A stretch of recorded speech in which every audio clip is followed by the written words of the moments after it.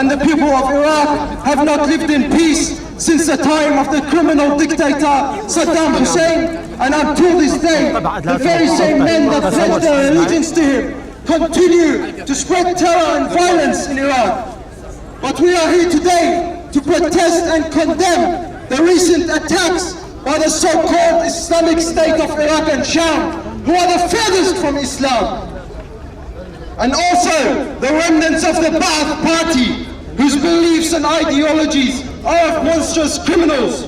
These terrorists have taken over parts of Iraq where they have executed and killed innocent men, women and children, and they have attacked holy places of worship. These terrorists have no pity and no mercy, and the inhumane crimes and acts of genocide which they have committed portray their monstrous and animalistic ideologies and convey their danger on the peaceful living in the entire region. We also strongly condemn the role of some countries who are the homeland of terrorism. These countries have declared these inhumane, murderous monsters as revolutionaries. We condemn anyone who has supported these terrorists publicly and privately by supplying them with arms and supplies, and also providing them with moral support through their dishonest media channels.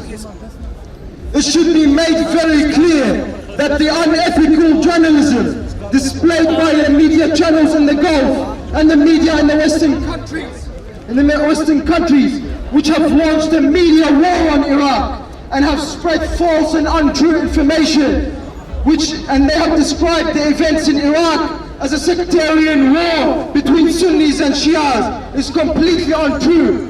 What is happening today in Iraq is a large-scale terrorist attack, and these terrorists do not differentiate between different religious sectors or ethnicities. And they have spread terror and violence, and they have raped and attacked helpless women, and these women have committed suicide. And they have lined up and executed unarmed young men simply because they refused to join them in their terror mission.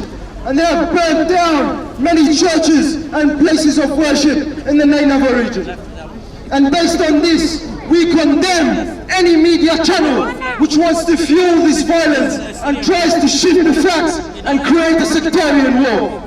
On behalf of every Australian Iraqi citizen, we call on the international community and on the human rights organization to investigate these heinous crimes and acts of genocide. And we call on our Australian government to make a strong stand against these terrorists and all those that support them here in Australia or abroad. For whoever even agrees with the acts of these terrorists is a partner in their crimes.